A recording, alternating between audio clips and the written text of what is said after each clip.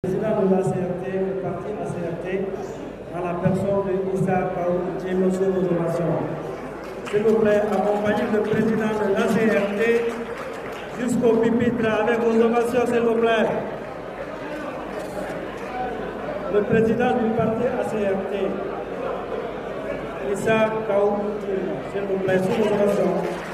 Merci, président de la CRT.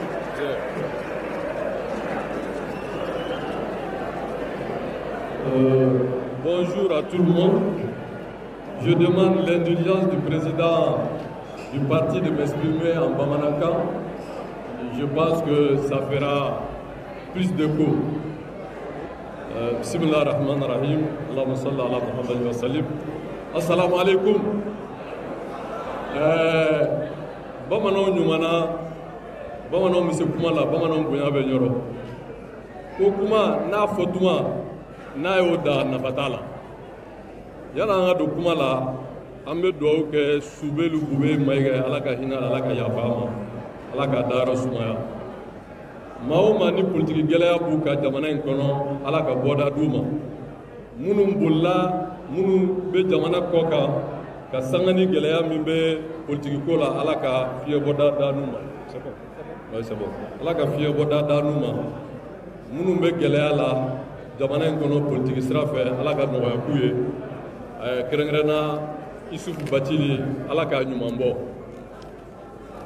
an bɛ kɛnɛ min kan n'o ye Asuma ka kɛnɛ troisième congrès ordinaire kuma min fɔra n'o ye action dans la continuité ça a tout son sens politiquement nka politiki jɛturaw bɛ yan u kumana an tɛna se u ka kumaw kan nka ni kuma fɔra mɔgɔw ye kuma min fɔ nafa min b'a la i b'o kɛ k'i yɛrɛ dɛmɛ nous ne sommes pas prétentieux mais nous pensons que nous pouvons être complémentaires au kɔrɔ ye mun ye il faut qu'on se dise cette vérité pour avoir un front contre la dictature militaire.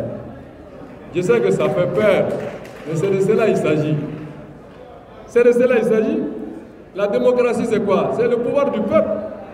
O kɔrɔ de an bɛ taa kala ta ni jamanadenw y'a di min ma o ka kɛ président ye ni jamanadenw y'a di minnu ma o ka kɛ député ye n'u y'a di minnu ma o ka kɛ maire ye mais ni kala tɛ ta an bɛna mun de ta n'an ma kala ta an bɛ mun ta il faut que cette question soit tranchée je ne vais pas m'étaler sur ça mais kuma filanan ye min ye parti politique bi n'o ye Asuma ye mɔgɔ min b'a ɲɛma bi n'o ye Baba Cissé c'est un rassembleur c'est un homme très sage très patient et je suis sûr que son leadership peut porter an tɛ mɔgɔ dɔgɔya mais nous pensons que ça suffit maintenant ça suffit hein?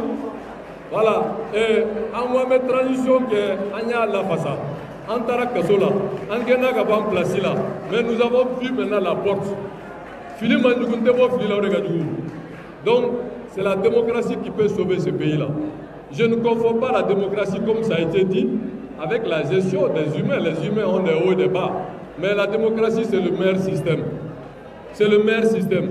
Ça veut dire quoi? Donner la parole au peuple ni dalen no peuple la mais comment dit peuple ma donc an bɛ Asuma kɔ pour vraiment le retour à l'ordre constitutionnel démocratique par des élections civiles.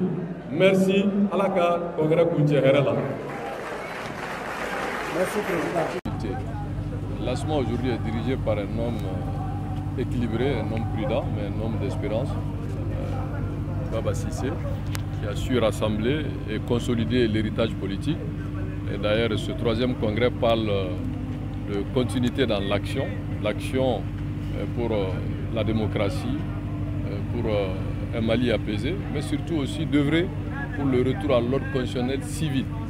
Parce que s'il a été dit par les plus grandes autorités du pays, que je les cite, le président de transition, son Excellence Assimi Goïta, a eu à dire que chacun doit rester dans son rôle.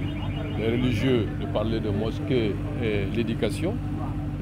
Si cela est vrai, je pense que les hommes politiques aussi, leur rôle, c'est vraiment de convaincre les Maliens pour avoir leur suffrage aux élections présidentielles, législatives et municipales.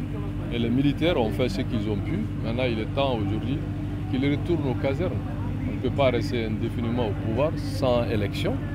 Et la transition aujourd'hui doit clôturer vraiment sa durée, parce que c'est de cela qu'il s'agit. Donc nous avons dit que nous soutenons lassement sur 3 principes. La continuité du combat auquel Boubé a donné sa vie. Et ensuite, de nous ranger aux côtés de lassement pour qu'on puisse aller à des élections démocratiques, civiles, et aussi de contribuer au dialogue inclusif de tous les Maliens, parce que nous ne pouvons pas comprendre qu'on puisse réussir un dialogue. Certains Maliens sont en prison pour leurs opinions politiques, de notre point de vue. D'autres sont en exil forcé.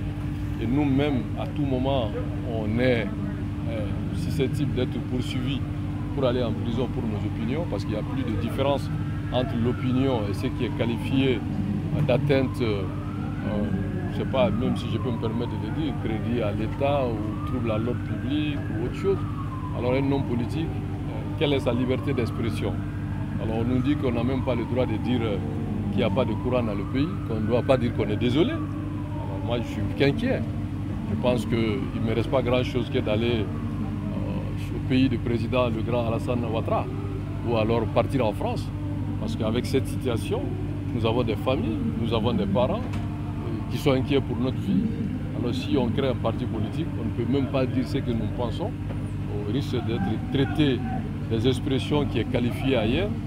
Je pense qu'aujourd'hui, nous avons profité de cette occasion pour dire ce que nous pensons et qu'il faut le retour à l'ordre constitutionnel et je profite d'ailleurs pour saluer qu'il y a des grands juges en Afrique, des grands cours constitutionnels comme au Sénégal, qui est le Conseil constitutionnel, et qui a su vraiment préserver la paix civile au Sénégal.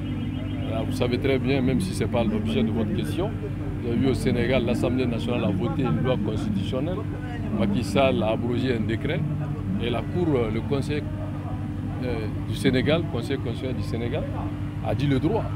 Et je pense que c'est cela que l'Afrique a besoin pour avoir des institutions fortes, qui a été dit par Obama, que l'Afrique n'a pas besoin des hommes forts, hein, qu'ils soient capitaines, colonels ou généraux, mais l'Afrique a besoin des institutions fortes, vraiment pour amorcer son développement, sa bonne gouvernance et trouver de l'électricité.